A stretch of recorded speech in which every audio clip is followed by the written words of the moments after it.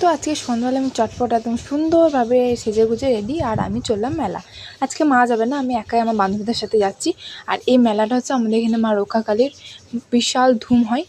আর কত লোক দেখতেই পাচ্ছ, এখানে সব পুজোর লাইন দিয়ে দাঁড়িয়ে আছে পুজো দেওয়ার জন্য।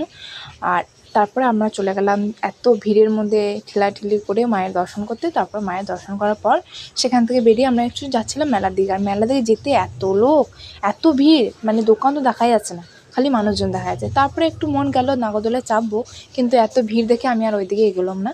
তারপরে চলে গেলাম আমরা একটু মেলাগুলো ঘুরলাম দোকান, তারপরে চলে গেলাম ফুচকা খেতে।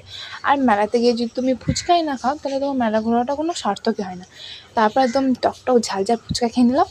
ফুচকা খাওয়ার পর একটা দাদা এখানে খুব সুন্দর সুন্দর কানের নিয়ে বসেছিল, সেখানে আমরা দেখলাম আমার বান্ধবী কিছু নিয়েছিল জিনিস। তারপর নেওয়ার পর আমরা আইসক্রিম খেয়ে নিলাম। আর আইসক্রিম খাওয়ার পর আমরা সবাই মিলে টুকটুক করে হাঁটতে হাঁটতে বাড়ি চলে এলাম।